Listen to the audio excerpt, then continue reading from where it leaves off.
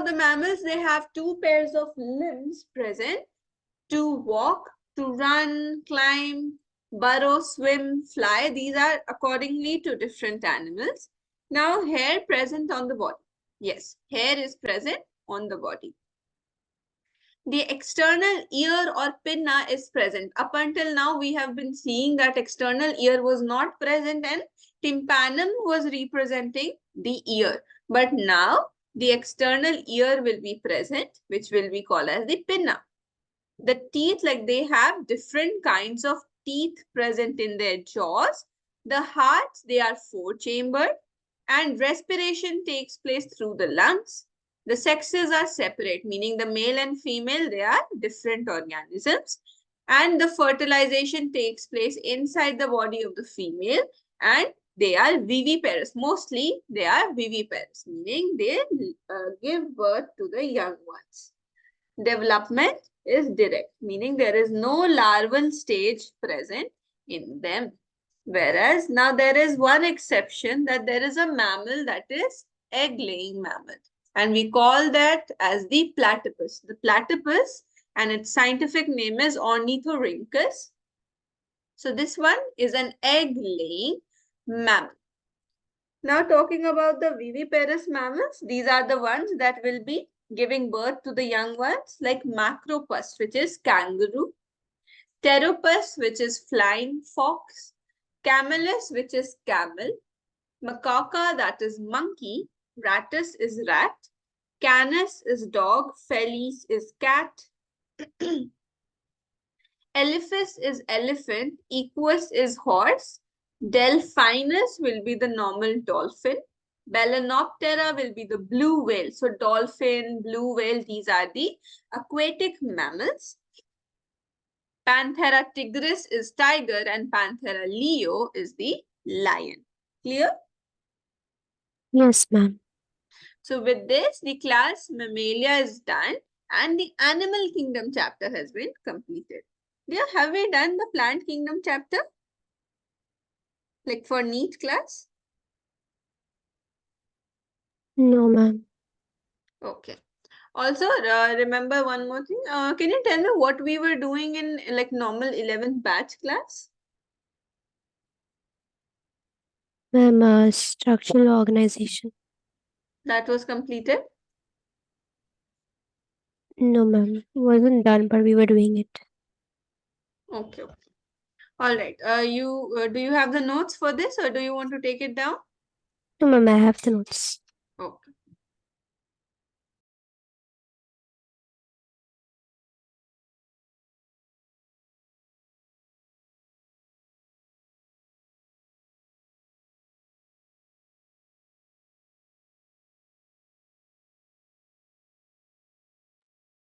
Now see, we were doing the classification part. Now to take a break from it, let us do morphology in flowering plants for the NEET class. Okay.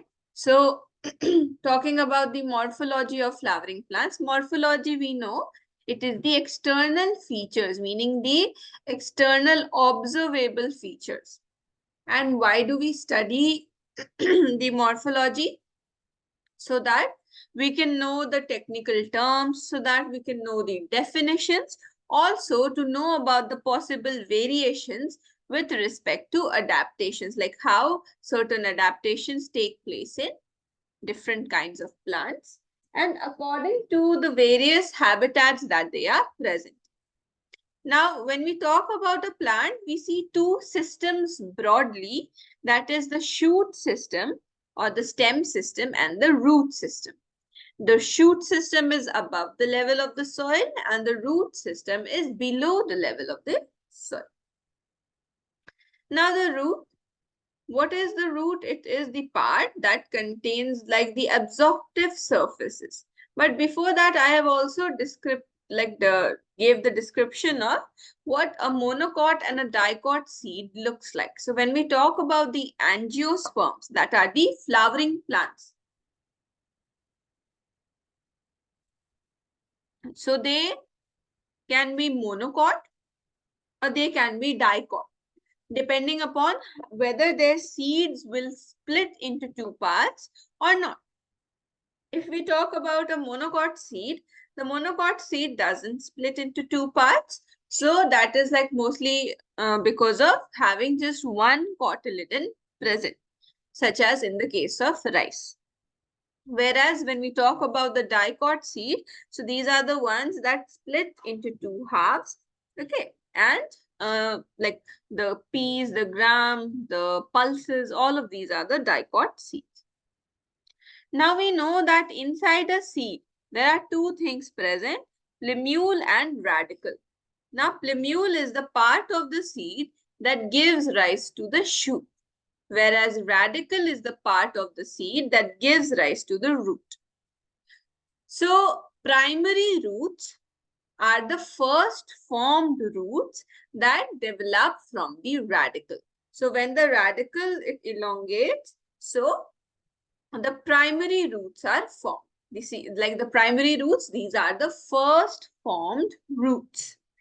Then later on, from the primary roots, the lateral, meaning the side roots will arise and they will be known as secondary roots. And then from the secondary roots, tertiary roots will be there. So it's like a branch. Excuse me for 1 second here.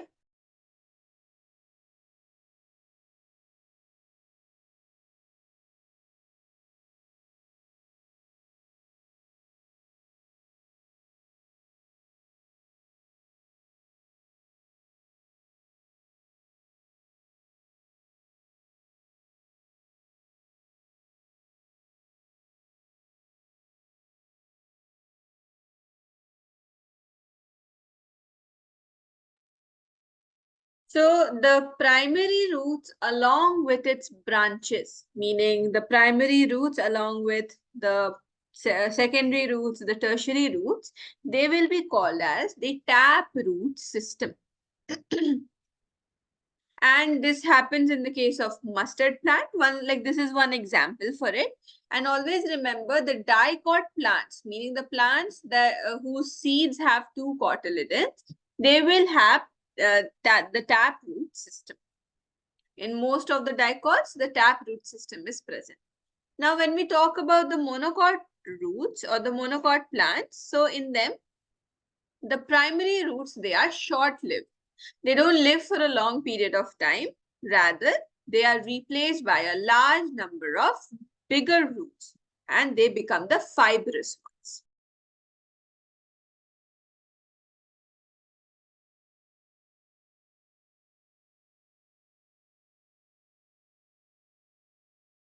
Justin, do you have the notes for this chapter? Yes, ma'am. All the things? Is there anything that is not completed? No, ma'am. Okay, good. I'm just coming in 1 minute, okay? Okay, ma'am.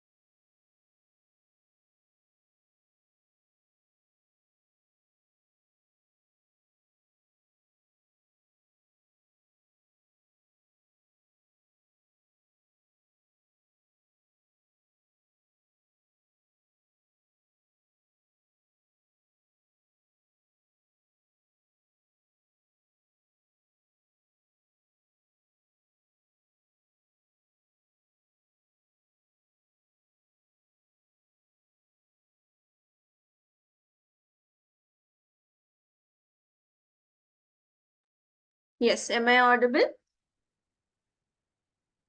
Yes, ma'am. Okay, so now moving forward, talking about the fibrous roots. So remember that the fibrous roots, they are like a bunch. Okay, it's like a tuft. So that arises from the base of the stem, and it is mostly present in the monocot plant.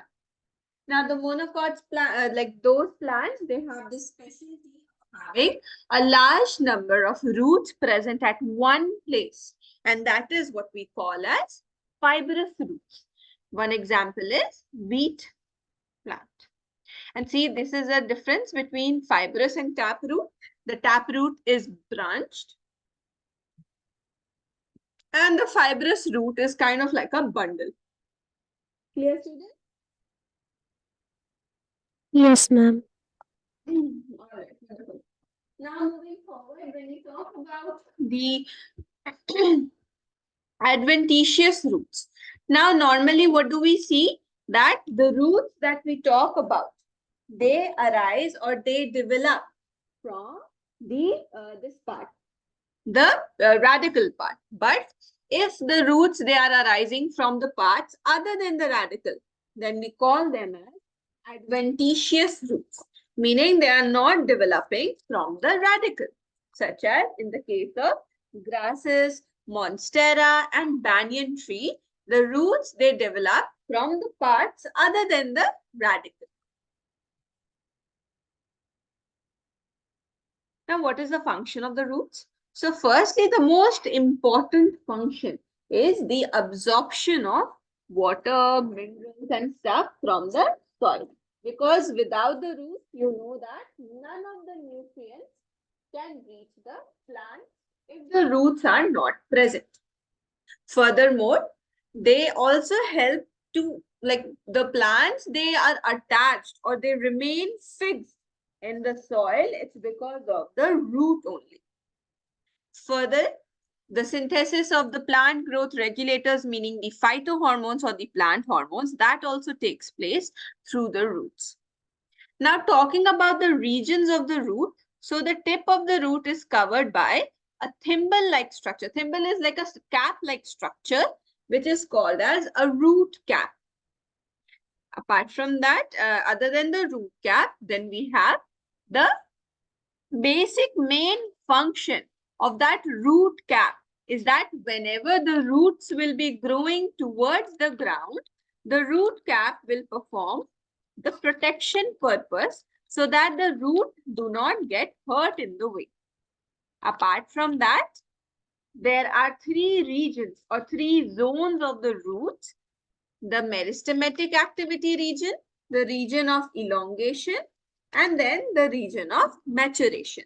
All of these regions, they are very important in terms of the growth of the plant, and each of them have their own particular function to perform. And region, you know, it means a zone, meaning that area.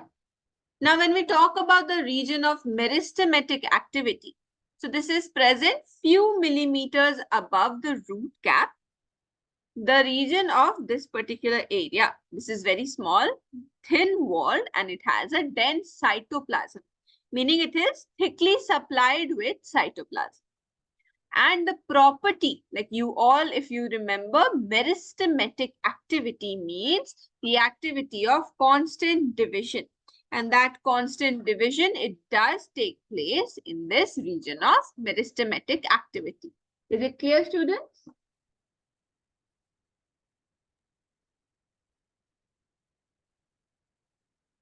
Any doubts? No, ma'am. Okay. Then there is the region of elongation. Elongation, like the name suggests, wherein it will be growing in terms of its height. So when we talk about the region of elongation, so it is present right above the meristematic activity region, and the cells of this particular region, it will constantly elongate and enlarge so as to grow in size. And they are responsible for the growth of the root in terms of its length. The cells of the elongation region, gradually differentiate, meaning it divides and then it matures. Lastly, the last region of the root is the region of maturation. So it is present right above the region of elongation. And this is the point, or this is the part from where the root hair arises in the root. Okay, it's like a thread-like structure, which we call as the root hair. And the function of root hair is that it helps in the absorption of water and minerals, meaning it helps sort of like modifying how much the root will absorb. Is it clear, students?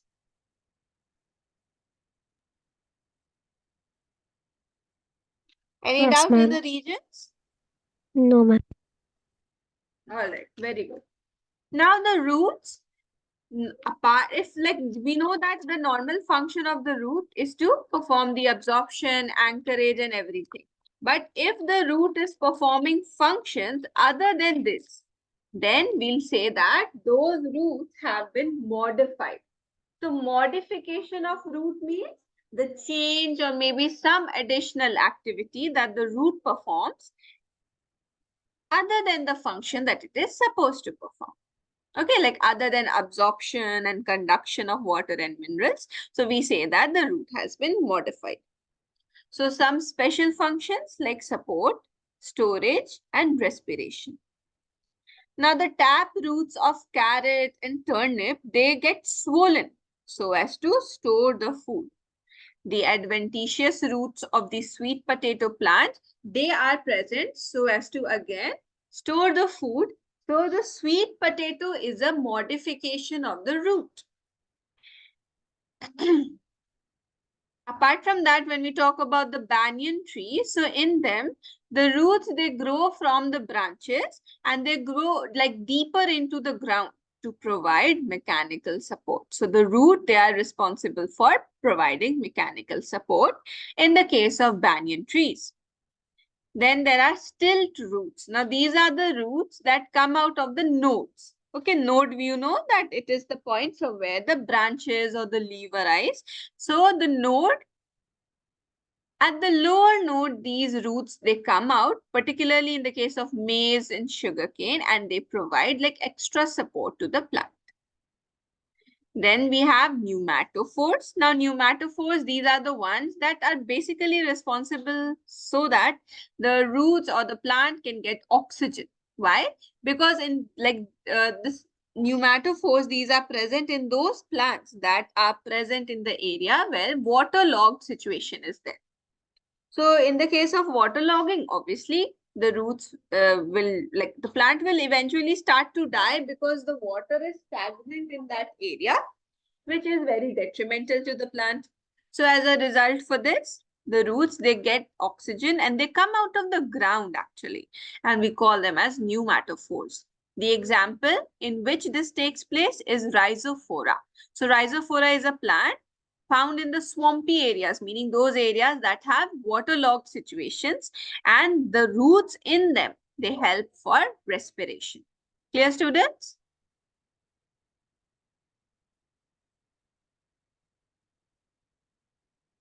Yes, ma'am. All right. Now, the root part is completed. Jupiter, do you have the notes for this? Yes, ma'am. All the notes are completed? Yes. Okay, good. Now talking about the stem. Now stem, we know the part above the soil that will have the leaves, the branches, the flowers and the fruit present. We'll call it as the stem. And we know that since the root was developing from the radicle, the stem, it develops from the plumule of the seed. And the stem, it contains the nodes and internode. Now, nodes are the part which from where the leaves or the branches arise, and internode is the position in between the two nodes. So the stem, it has buds associated. There are two types of buds present, terminal buds and axillary bud. So axillary bud are the ones that are present in the axil of the leaf, like the stem. Axil is the part wherein the angle is made. Whereas when we talk about the terminal, The terminal bud can also be called as the apical bud, and it is present at the tip portion. Now, when the stem is young, it is green in color, but as soon as it starts getting older, the color changes from green to dark brown. And you know that if you compare a new plant stem to the bark of the tree, so the bark of the tree will always obviously be like harder and darker as compared to the new stem. Clear? Yes, ma'am. All right. Now talking about what does the stem do? What are the functions of the stem? So the stem, it bears the leaves, the fruits, the flowers. It conducts water and minerals. It's responsible for conduction process, like how the root was conducting the water and minerals. So the stem will also be responsible for conduction of the water, minerals, and also the product of photosynthesis. It will also store the food, it will provide support and also provide protection.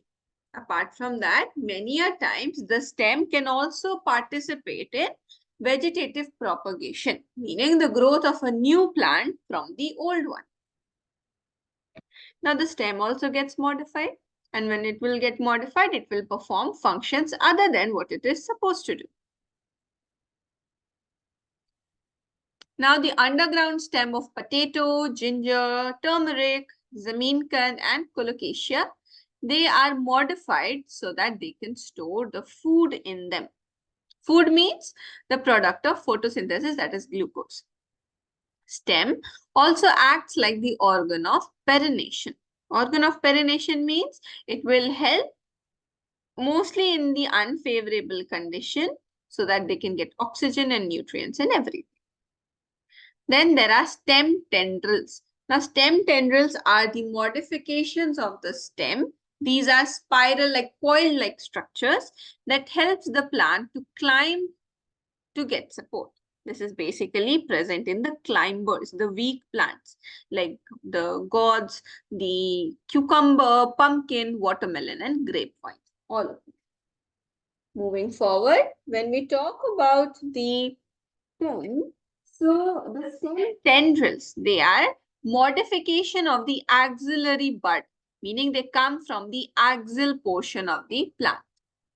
Some axillary buds, they get modified to become thorns. Again, thorn is also a modification of stem, and that is responsible for protection. So that if there is any organism coming for grazing, right? So they like the thorn will hurt them.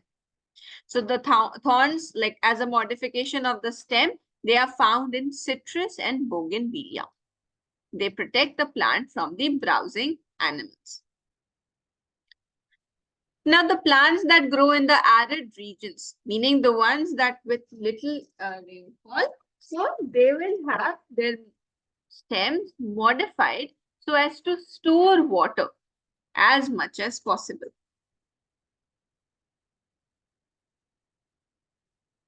Like in the case of Opuntia and Euphorbia, they have flattened fleshy stems that like they store water in them.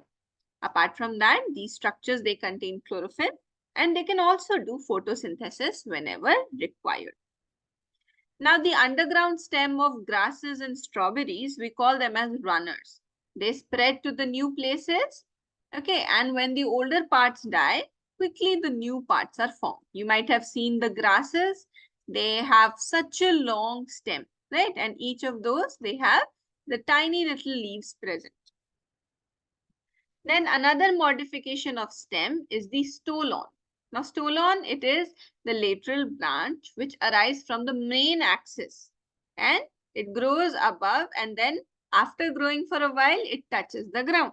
This happens in the case of mint and jasmine. Then there is offset. Offset is the one in which the internode is short, and at every node, there's like a rosette of leaves. Above the level and below there is the trough of roots. This one is found in the aquatic plants like Pistia and Ecornia. Then there is suckers. Now the suckers, these are those plants that like the lateral branches, they originate from the basal and underground portion of the main stem, and then they grow horizontally beneath the soil and then emerge above. That is in the case of banana, chrysanthemum, pineapple.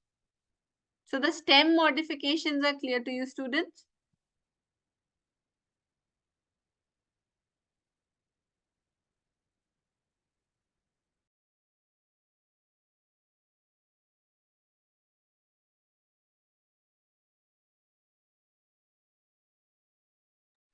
Yes, students, is it clear?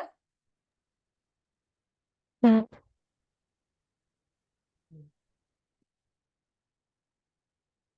All right. Now the next part of the plant, that is the leaf. Now, you know the main function of the leaf is to perform photosynthesis. The reason being it has chlorophyll present in it. So the chlorophyll that is responsible for capturing the solar energy, converting it into chemical energy, and ultimately leading to the synthesis of the food of the plant. Now the leaf, it is a lateral and flattened structure, and it is like bone on the stem. And we know that the leaf, they like originate or arise from the node.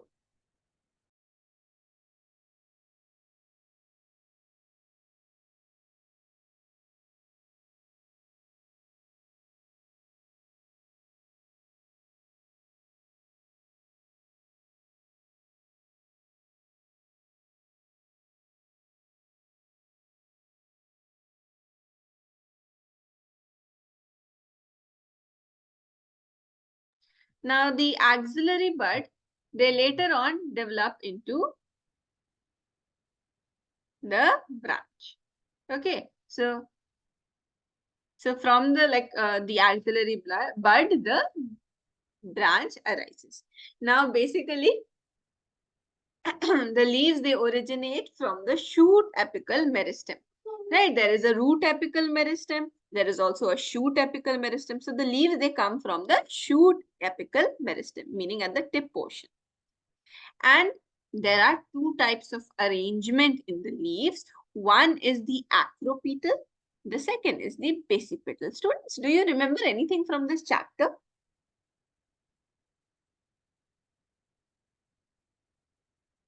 You don't? None of you remember anything?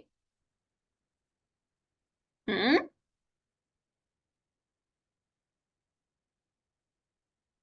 Are you studying this chapter for your finals? Yes or no?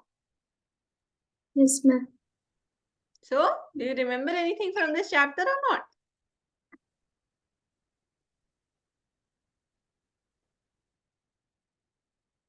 Yes, ma'am. Little.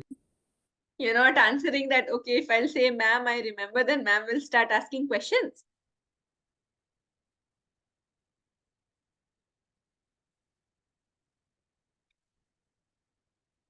See, acropetal and basipetal orders, these are the arrangement of the leaves. When we talk about acropetal order, so here the new leaves will be at the top, the older ones will be at the bottom. Whereas the basipetal, the older ones will be at the top and the newer ones will be at the bottom. And we know that the leaves, they are very important as far as the photosynthesis is concerned. Now talking about the parts of the leaf. So the leaf, it has all of these parts that you see on the screen, such as the leaf base, the petiole, and the lamina. Now the leaf base, it is the part which will be like the leaf will be attached to the stem with the help of this particular leaf base. The petiole is the part that will be anchoring the leaf, and basically this will help the leaf to flutter in the wind, sort of like giving it flexibility. Now the leaf base in the case of the monocot, okay, so in them the leaf base, they expand into the sheet like covering, and they either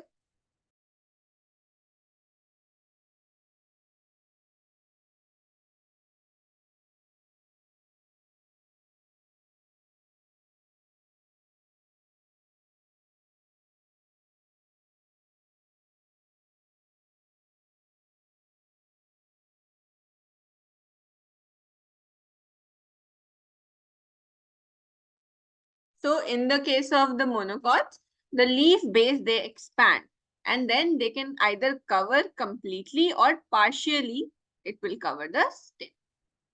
But this, like the first diagram, it tells how it is covering the stem. But in the second one, if you see, the leaf base has become swollen. This part is swollen and we call it as a pulvinus. Now the petiole, it will hold the leaf in the air and expose it to the light. It will help the leaf to flutter, and it is a thin, long and flexible extension which is attaching the leaf to the stem. Now they allow the leaf blades to flutter, and because of this fluttering, the leaf is like it gets cooling sensation and fresh air is brought to the leaves. When we talk about the leaf blade or the lamina, so this is the one wherein the green expanded part of the leaf is present and it will be responsible for containing the veins and the veinlets. Okay, veins are the ones that will like also provide rigidity to the leaf base.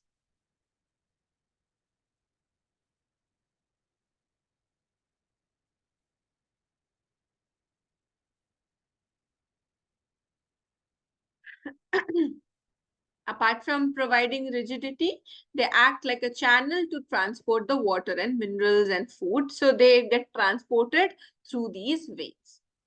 Now the shape of the leaf, it will vary depending upon the plant it is present in. Also, the pattern of the veins and the veinlets, that also varies. The arrangement of the veins, we call that arrangement, that pattern as venation. So venation is of two types, reticulate venation and parallel venation. Reticulate venation is found in dicots, whereas parallel is found in the monocots. When we talk about reticulate venation, so here reticulum is like a network structure. So this is when the veins and the veinlets, they are present forming a network. Whereas when we talk about parallel, so here the veins are present in such a way that they are parallel to each other, not meeting each other. And this parallel venation is a characteristic feature of monocots. If you see this parallel venation leaves, which plant do you remember, students?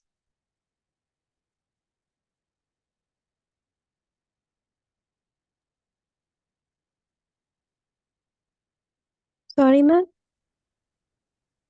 When you look at the parallel venation, the first diagram, which plant do you remember? Does it remind you of Banana any leaf. plant? Banana. So with this, like just by looking at the leaf, you can say that banana is a dicot or a monocot. Monocot. Now, talking about the types of leaves. So the leaves can be simple and they can be compound. Now, simple leaves are the one in which the lamina is entire, meaning it is not touching the midrib. The thicker middle line is not touched. But when it gets touched and sort of gets subdivided into leaflets, then that is what we call as a compound leaf. Now remember that in the leaflets, there will be no buds present. The compound leaves, they are of two types, pinnately compound and palmately compound. So the pinnately compound, these are the ones that in which the leaflets are present at the common axis called as the rachis. Okay, they're like tiny leaflets will be present at one common axis, such as in the case of knee. And when the leaflets, they are attached at a common point, okay, at one point, not the entire rachis, then that is what we call as the palmately compound leaf found in the silk cotton. Then related to the leaf is also the phyllotaxy.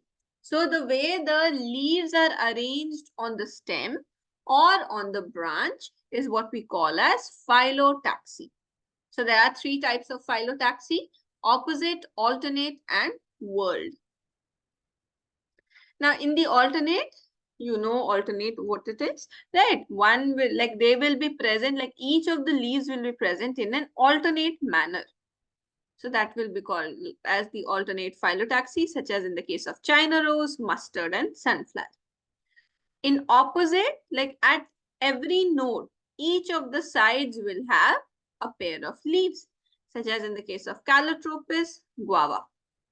Whereas in the case of world, more than 2 leaves will be arising at one common node, just like in the case of Alstom. Clear, students? Yes, ma'am.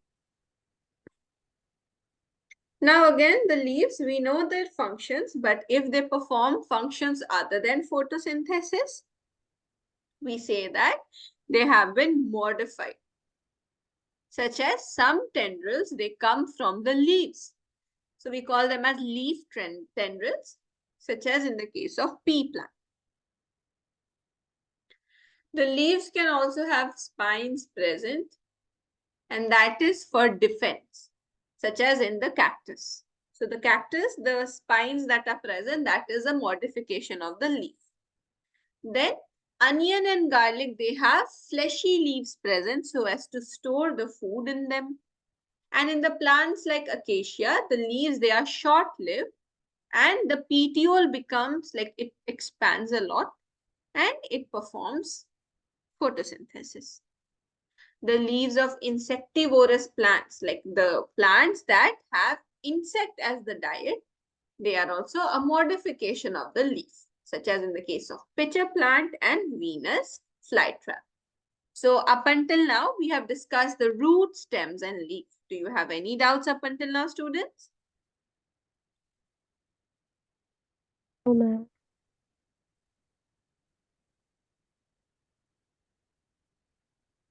All right. So as far as this NEET class goes, we'll keep it till here. Okay. Now in 5 or I think in 7 minutes,